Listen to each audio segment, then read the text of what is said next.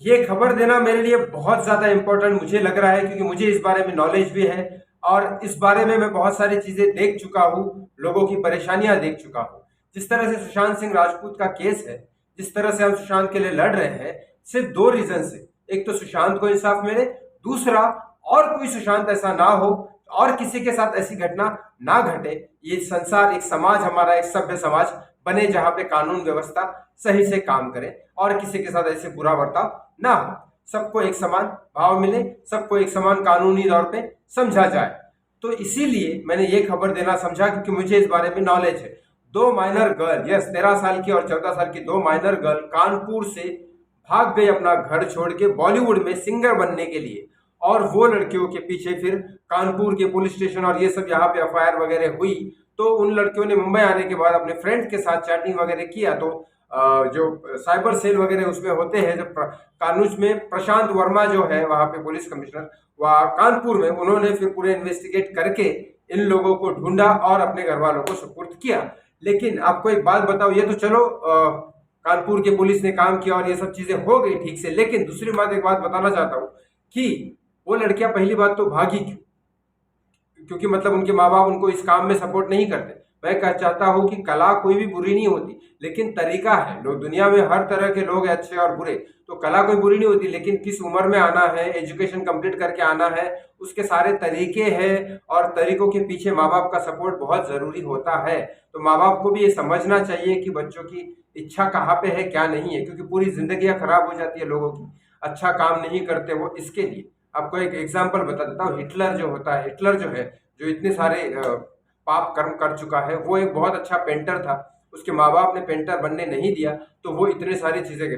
मनोवैज्ञानिक ये कहते हैं कि अगर हिटलर पेंटर बनता तो ये सब चीजें नहीं करता। मैं चलो ये मेंटली आदमी तभी खुश होता है जो अपनी इच्छा अनुसार काम करता है। तो हर माँ बाप को, अगर बच्चे की इच्छा है क्रिकेट बनने की या फुटबॉल खेलने की या कुछ भी, कोई भी चीजें, कला करने की, डांस करने की, एक्टिंग करने की, तो उसको सही मार्गदर्शन माँ बाप के थ्रू होना चाहिए और अंडर कंट्रोल माँ बाप का होना चाहिए कि कहाँ पे क्या क्या चीजें हैं। और दूसरी चीजें, यहाँ पे गवर्नमेंट की प्रॉब्लम है कि गवर्नमेंट यहाँ पे मुंबई की फिल्म इंडस्ट्री में कोई भी ऑथराइजेशन नहीं है कि मुंबई का गवर्नमेंट का कोई ऑथराइजेशन होना चाहिए कि चलो ये एकेडमी सही है, गवर्नमेंट का ऑथराइजेशन है, ताकि लड़कियों की सप्लाई, ड्रग्स वगैरह ये सब चीजें बंद हो जाए इंडस्ट्री में से। क्योंकि गवर्नमेंट का कोई इसके ऊपर रूल नहीं है प्रॉपरली, इसकी वजह से ये सारी धांधलबाजी चल रही है। लेकिन ये रोक पाना जरूरी है और ये रोकना बहुत जरूरी है। अब चाहे सेंट्रल गवर्नमेंट इसमें हस्तक्षेप करे, योगी आदित्यनाथ जो बनाने वाले हैं यूपी में शायद फिल्म इंडस्ट्री,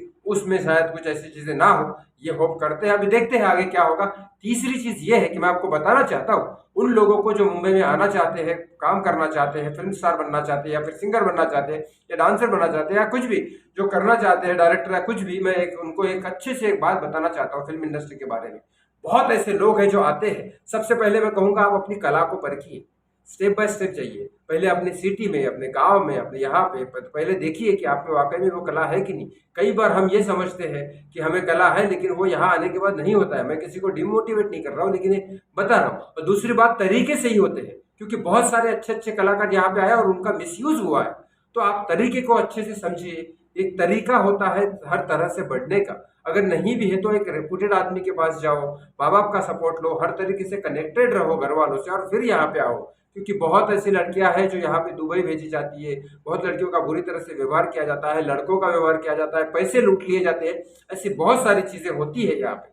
अगर इस बारे में आपको किसी भी तरीके से मार्गदर्शन की जरूरत हो, माँ बाप की परमिशन के बाद, तो फिर मुझे thankyusushan@gmail.com पे मेल जरूर करिए। ये पूरा वीडियो आप जरूर शेयर कीजिए, ताकि मैंने बहुत दुनिया देखी है मुंबई में, बहुत फिल्म लाइन के चक्कर में लोग आके बर्बाद हुए हैं।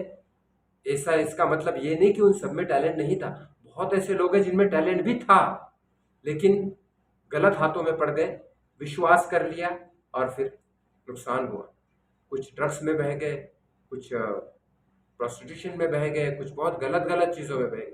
तो आप अपना यूज़ ना करने दें, बड़ों का सहारा लें, परमिशन ले, समझाए माँ बाप को, और माँ बाप भी इस चीज़ को समझे कि किस तरह से कला के लिए जाना चाहिए, लेकिन वो भी सही तरीके से।